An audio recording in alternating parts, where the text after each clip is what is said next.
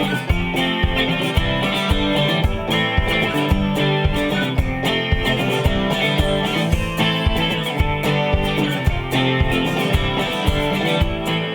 to the 495. I'm your host, Doug Sparks, editor-in-chief of Merrimack Valley Magazine. Lou, how are you doing this week? Doing very well today.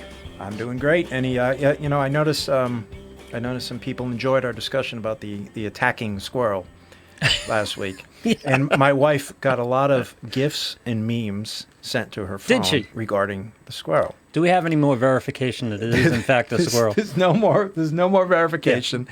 Yeah. Our house was attacked by a thudding creature that terrified my wife, thinking that it was some type of murderer trying to break into the house. I knew it was a squirrel. Why? Because I had encountered this squirrel before, and every once in a while, deduction. Rocky, as he's now been named, yes, will take a run at the house and dive at the window, trying to get, who knows what he's trying to do? Probably trying to get food. He's a big squirrel. Yep. We haven't seen him since then, so who knows? Maybe he had a little head trauma. But you love the concussion protocol. Yeah. So if anyone knows my wife, I'm sure she'd be very happy to get more squirrel-related content posted on her Facebook feed. Nice.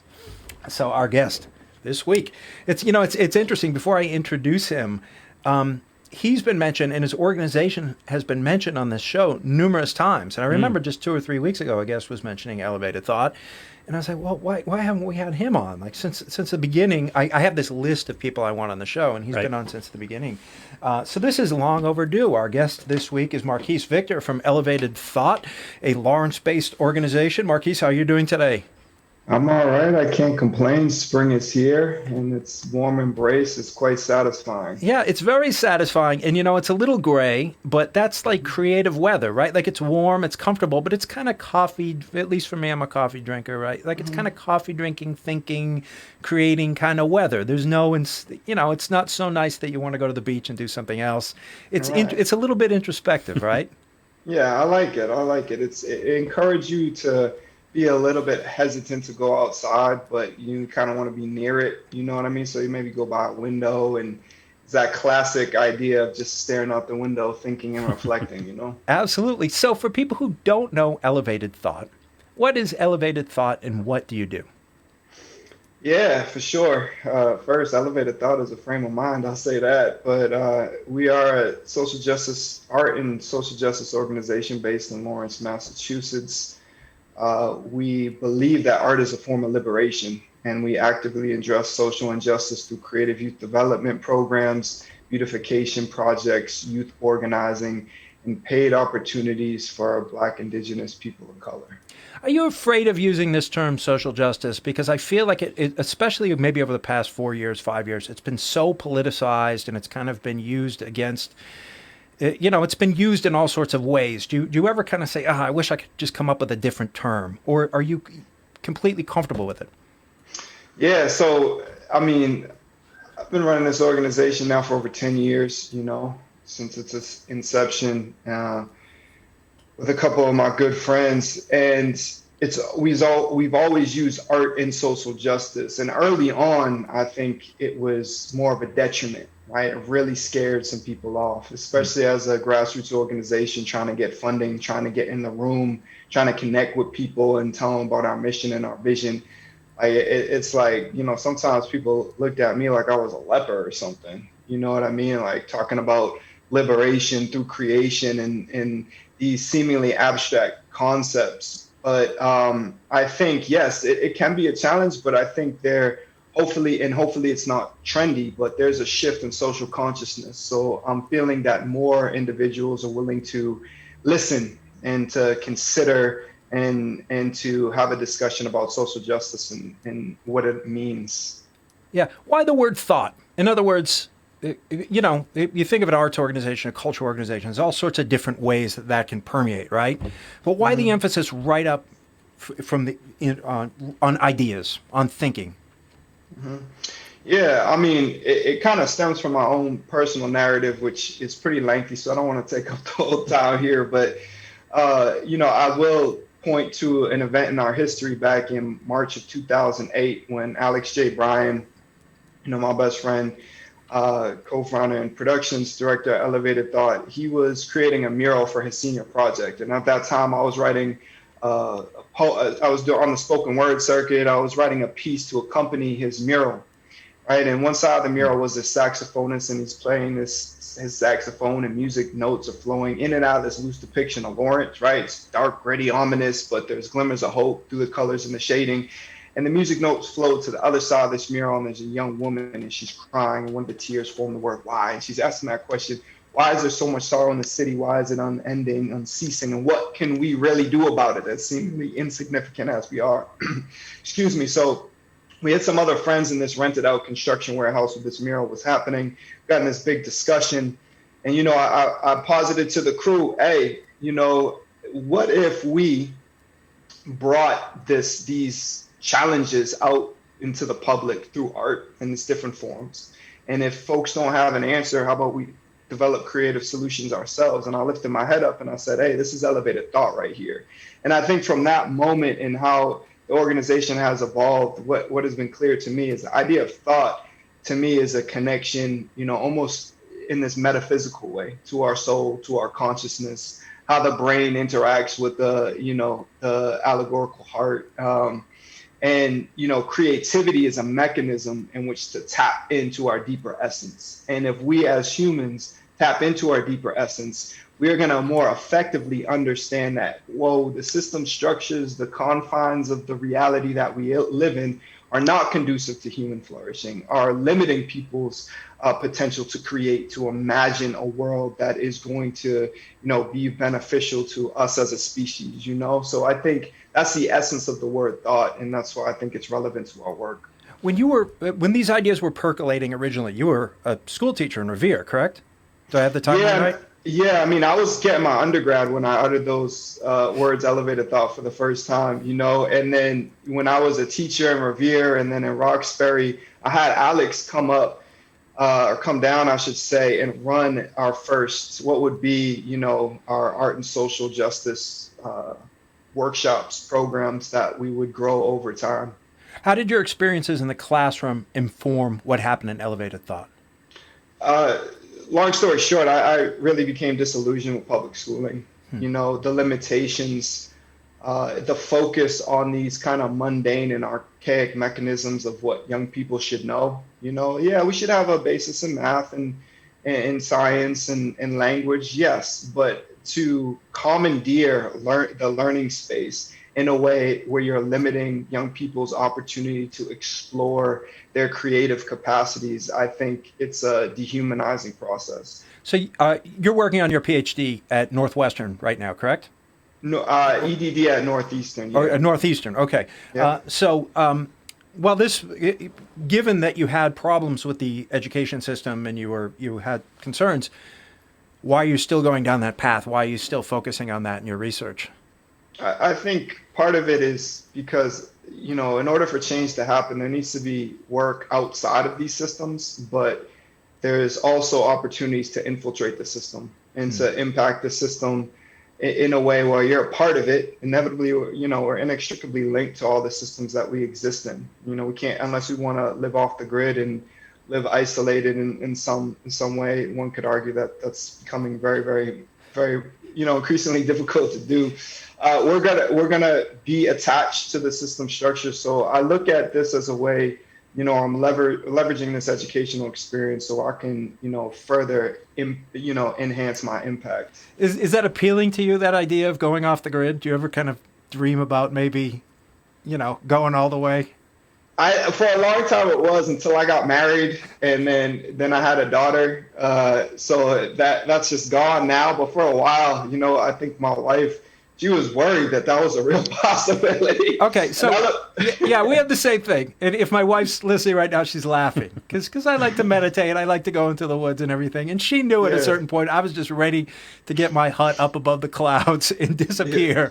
Yeah. And I have 2 young kids, and you just get pulled. It's a different thing for sure. Hey, if our radio station right now is in Methuen. If I was to get on the 495 highway, not the podcast, and drive south into Lawrence and drive around the city of Lawrence, where would I see things that have been produced by the Elevated Thought organization? What should I look for? Go down Essex Street first. You'll see a bunch of murals of ours on Essex Street.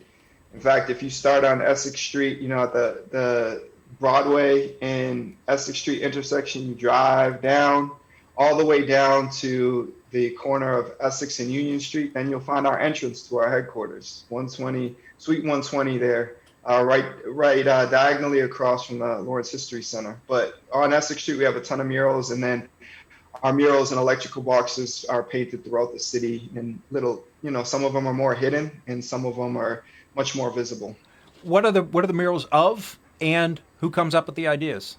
Yeah, so for a long time, the content was derived from the young people who would create in our workshops and programs, and then some of our collaborating artists, professional artists, would translate some of their content into wide-scale murals. And they range. Some of them are about identity. Some of them are about this abstract concept of hope and progress. We have this gigantic installation mural at the Lawrence Public Library, a beautiful emerging spot and beacon of light and culture in the city. That's about the past and the present and the future of the city as viewed by the young people. It was a mural that was contributed by over 500 young people in the city. Do you ever? This is going to sound like a strange question, but it's sort of my understanding there's this pattern that successful cities go through, right? Where in the beginning things are kind of rough, but it's inexpensive to live there, and that means the artists like to come in, or the artists can kind of thrive, right? And then they start to build up, and then attention comes, and then people start coming in from tech and from outside, and then the artists get pushed out, and working class people get pushed out, et cetera, et cetera. So my question is, can elevated thought be too successful? In other words, can you get yourself into a situation where the cultural situation is so thriving and so vibrant in Lawrence that it ends up undermining the whole project? That's a really good question. And the short answer is no, I don't think that's going to happen because of how much we're grounded in the community, how much we value and exist off the input and the voice of young people.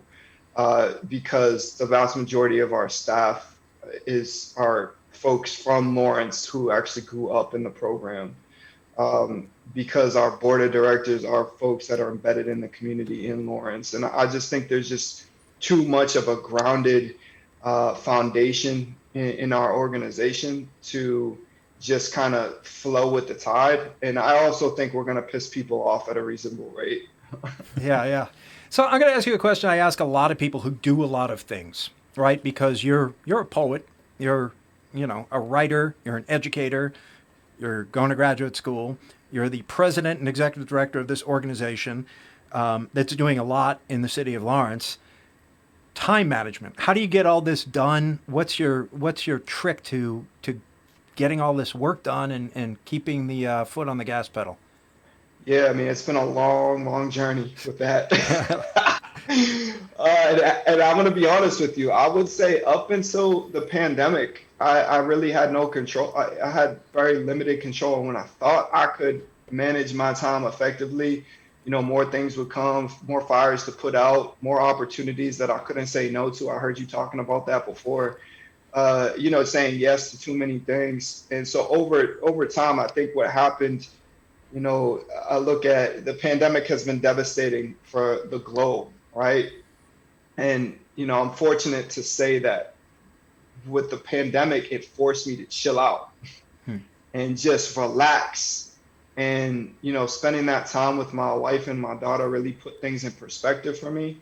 And that really kickstarted this refined focus and pursuit to ensure that I'm managing my time so I could continue to evolve as a human, as a husband, as a father, as a leader.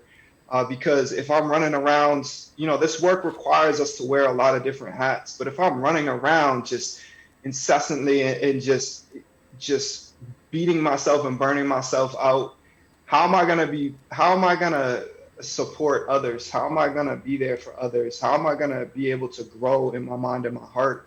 And so I say no a lot more, and I dedicate time that is non-negotiable. So during the week, I might have to move it around a little bit, but I'm dedicating X amount of time to creating with my daughter by myself. I'm dedicating X amount of time to reading. I'm dedicating X amount of times to having conversations with loved ones, friends, staff, so it's just not, because even doing this mission driven work, we can get on the hamster wheel in that rat race where it's just nonstop, nonstop, nonstop, and we're in bondage to the work. As fulfilling and how much I love this work, it is work. Being human is number one. So having that perspective has allowed me to better manage my time and to take on all these different pursuits. Yeah. Speaking of the pandemic, how did the organization, how did Elevated Thought pivot during the pandemic, and what have you been doing to deal with this horrible situation? Yeah, we got crushed by it initially. We lost a lot of, we had in-school programs or after-school programs, commissions that were lined up, uh, site visits from funders, the reallocation of funds from other funders to go towards the front line. So we got hit hard, but we grew. I was part of the Social Innovation Forum cohort out of Boston, which is an accelerator program for grassroots nonprofits. So that allowed some time to focus on development and focus on the vision, to increase our visibility. So we ended up actually growing substantially in 2020. We brought on our program director. For a long time, I was the only full-time staff member. We brought on our program director, Amaryllis Lopez, who was our first ever youth leader when she was in high school. So as soon as she graduated, she started in June as our program director. So we adapted some of our programs online and just were there to support our young staff, to provide a creative space for young people to just reflect. We didn't want to push it too far with the Zoom sessions because of all the online learning that was taking place. And so we've grown, and we're actually going to be growing from a staff of two full-time staff members to 9 come June. So it's been a great time for us to really hone in on the vision and create some pathways and structures to get us ready for the next phase of the organization. Yeah, I was looking at the at Elevated Thoughts Instagram, and there were a few things I wanted to ask you about. There's something Yeah. called a mutual beautification program that you do with local businesses. What Yep. is that, and how do people get involved with that if they're interested? Yeah, so that's our donated beautification effort every year. Every year we do a series of murals and public art in Lawrence, at no costs. So it's just our donated beautification. And every year we're looking for walls for businesses that hopefully have some alignment with our purpose and our mission, and that are in need of an uplift, and that are in a place where individuals can walk and get a source of inspiration and hope on a daily basis. So that's the point of our beautification program. That's what we're trying to get. I got a couple phone calls actually I got to respond to that came in today of local folks, local business owners that want to see if they can get involved. Yeah, and at least on the Instagram, it looks like this is actually free for the businesses who participate. Is that correct? How does It that work? is. Yeah, so we secure funding each year for our beautification efforts. So we make sure we have X amount of money each year so we can provide this service to the community. And what about the youth apprenticeship program? What's that? Yeah, so this is really exciting. This is a program that actually got put off because of the pandemic, which actually worked in its favor, so we could flush it out and build our staff and build awareness for it. So it's going to be a program for high school students in Lawrence, and actually students at Lawrence High School. They're going to be able to receive credits for this course, and it's going to be part of their school day. They're going to get paid for it, so we can kind of combat some of the roadblocks that young people face when trying to get involved with programs. Some of these young people say, I want to do this so bad, and it's aligned with what I want to do in the future. It's what I want to explore, but I got to make some money to bring home. I got to go to Mickey D's. I got to go to Marshall. So we're trying to break those barriers down. We're going to have 3 different tracks. It's going to be a mural composition and design track, a photo and video arts track, and a creative writing track. They're going to get intimate support from professional artists.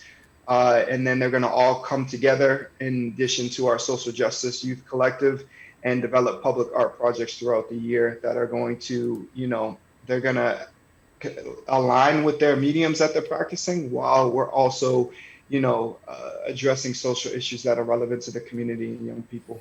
Yeah. So you're working a lot with young people and mentoring them, and I'm wondering what advice do you give them? Because at some point they're going to come and say, I don't know what to do. The path is not clear.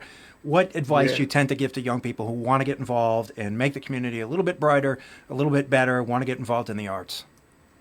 Yeah, I think, number one, it starts with, in my perspective, in my experience, developing a foundation of self starts with kind of asking yourself some difficult questions, and I approached it in a real existential type of way when I was kind of going through my process of what am I gonna do? Like, who am I? What does this all mean? Like, what is important to me? What do I value?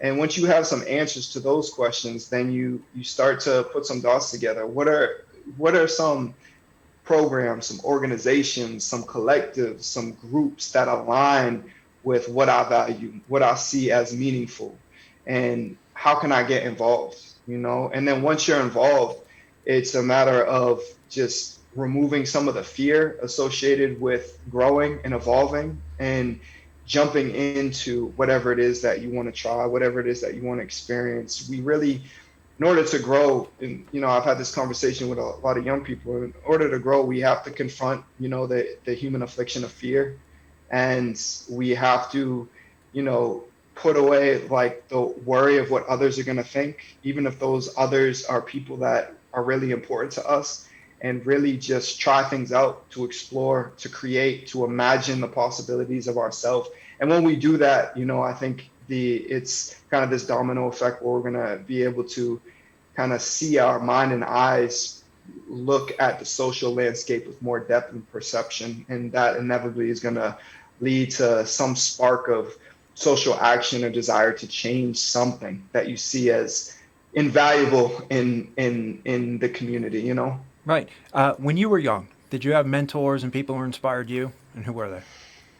When I was young, I was too hard-headed to know that there was value in that. So when I was in high school, I went to Central Catholic. I was particularly hard-headed and ignorant, and I decided to repress all my creativity and imagination because I was a basketball player, and I thought that was a valuable identity to have, a singular identity, right? So it wasn't until later when I kind of came to consciousness, if you will, where I understood like, hey, I can't do this alone. I don't know. I'm very ignorant and I know very little. Uh, where can I find some support? Where can I, just link up with somebody and just ask questions? And, where can I have a sounding board to just be myself and to sound silly, but, with the idea that I'm going to sound silly in the pursuit that I'm trying to understand something, So it didn't happen for me till later on. So for young people, I would say, please, try to find those mentors, those support networks early, because you're going to reap the benefits much earlier. Yeah. So I want to talk about the city of Lawrence a little bit. Mayor Dan Rivera is leaving. He's going to be replaced, and Derek Mitchell is moving on from the Lawrence Partnership. Do you have any anxieties about politically what we're going to be seeing in Lawrence? Are you excited? What's your sense of what 2022 is going to look like? Yeah, I mean, got a lot of respect for the two men that you just mentioned. You say that number one. I got in terms of, Derek Mitchell, I mean, they took a big chance on us early on. We were growing and gave us some opportunities to the Lawrence Partnership. So, I have close connection there. In terms of anxieties for the political future of Lawrence, straight up, I don't have time to be worrying about politics of Lawrence.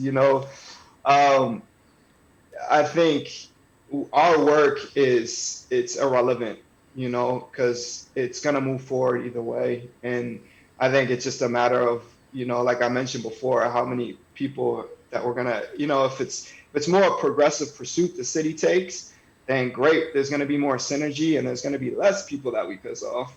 But if that's not the case in the future, then there's going to be more people that we ruffle their feathers in terms of like what we value and what we see as necessary for human and community flourishing.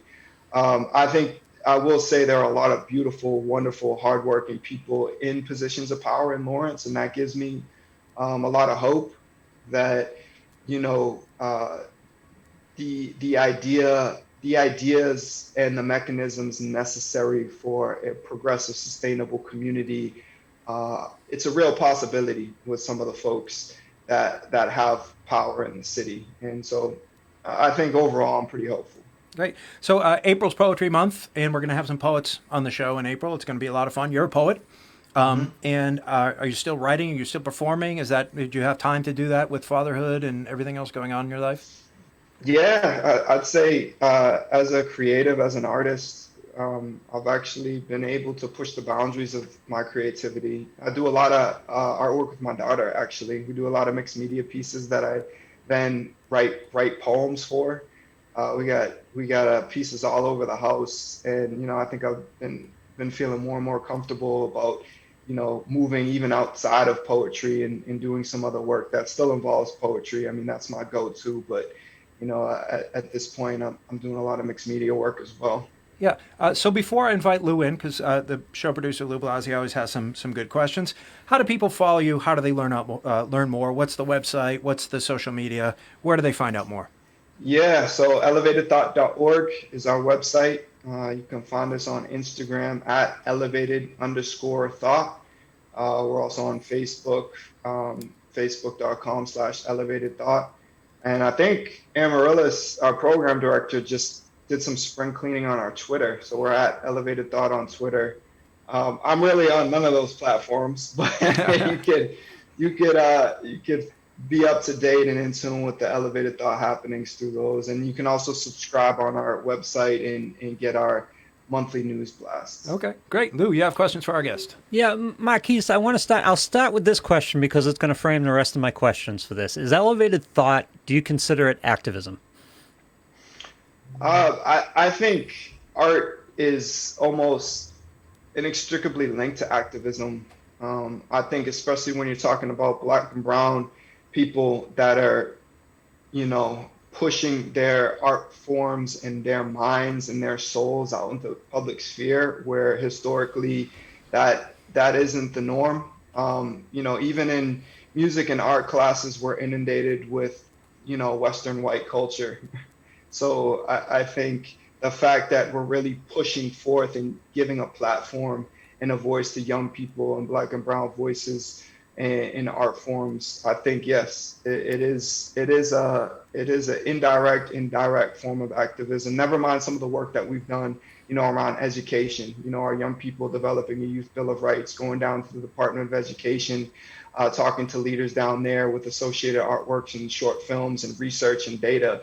So yes, activism is a part of our being, if you will.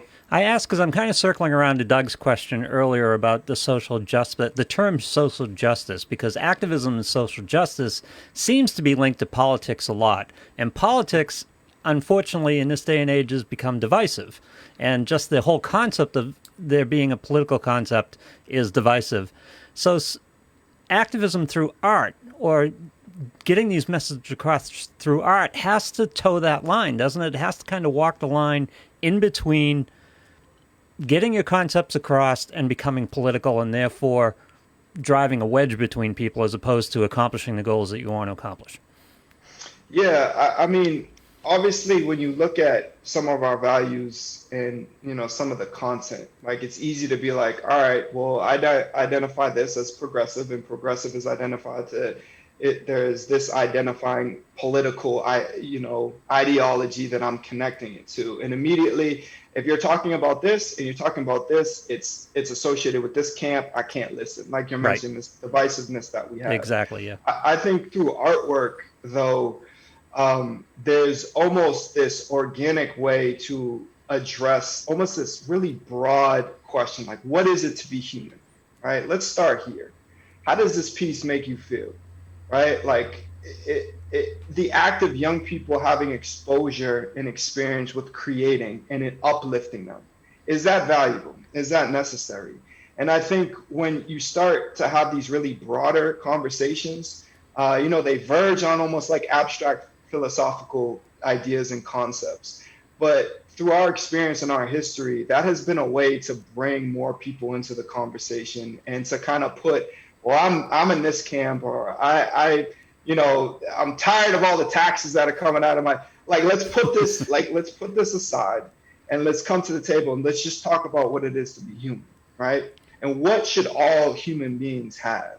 What should all human beings have the opportunity to experience, right?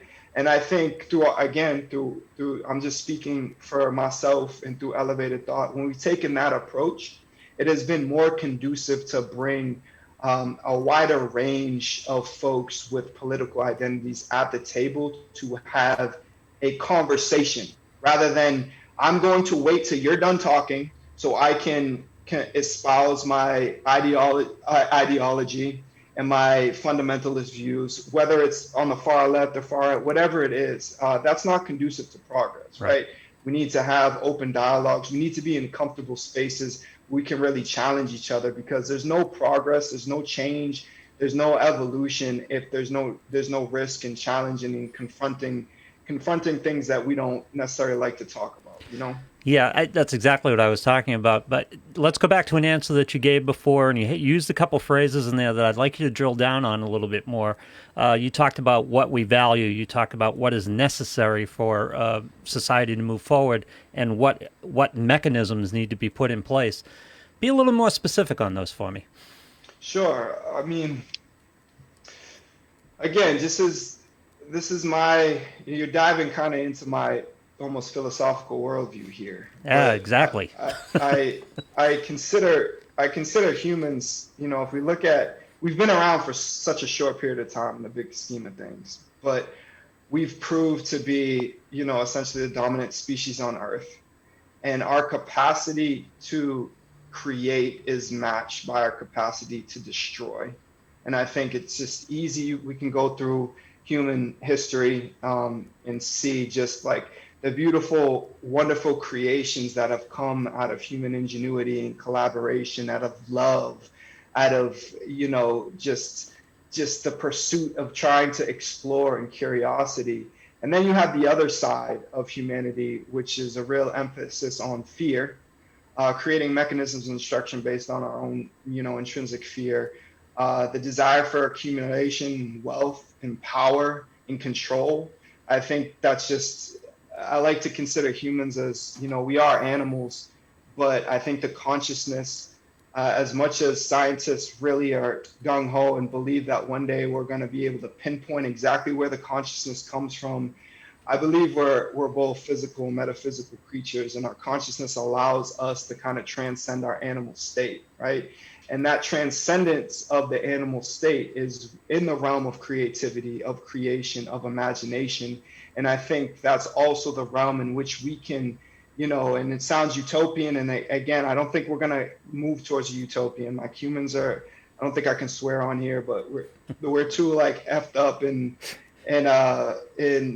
challenged and limited and finite to create a utopian. But I think we can move towards an existence in which it is more conducive to human flourishing, where people do have an opportunity to engage with the more positive aspects of their humanity, because these system structures, how they've been largely repressive and oppressive, especially to people of color, especially to indigenous folks, it creates environments for desperation where you have to exist solely with the focus on survival, right? Like, so again, pushing us to exist more in our animal capacity, survive. We need food, we need shelter, we need to survive.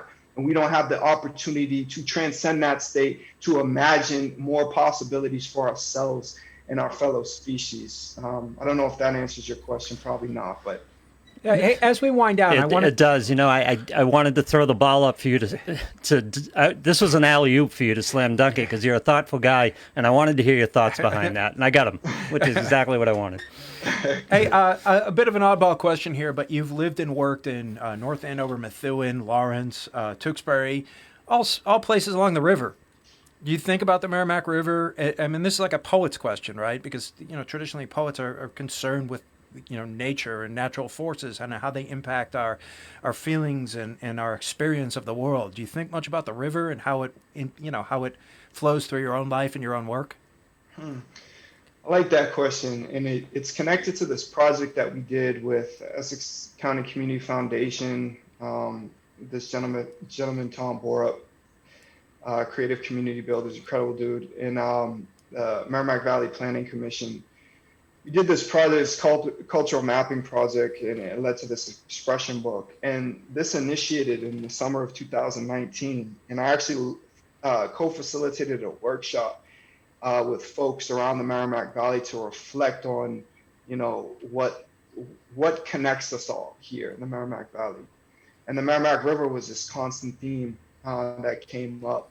And so I was like, all right, so what does water mean to you? What does the Merrimack River mean to you? And I don't think specifically about the Merrimack River, but I do think about this area as, there's so much potential for this area to be more connected and to be unified and to have share the wealth in the different communities. And that wealth, I don't mean finances. I just mean, the culture, the art, the history, to be able to engage with each other more intentionally. And I think the river is just a reminder of that, and for me as somebody who I felt kind of, almost in purgatory for a little bit for most of my childhood, bouncing all over the place, even, when I was situated in a place like North Andover, as a biracial kid, not feeling like I necessarily belonged, but then going to Lawrence to play basketball.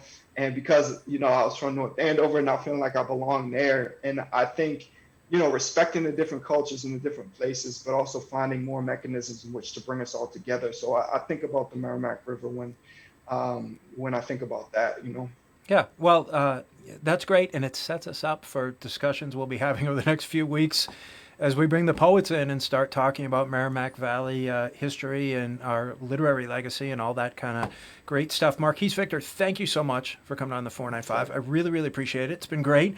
Marquis Victor is the president and executive director, the founder of Elevated Thought. Marquis, thank you so much for being on the show. I really appreciate it. All right. Grateful to share space with you. Thank you. Absolutely. Thank you. Peace.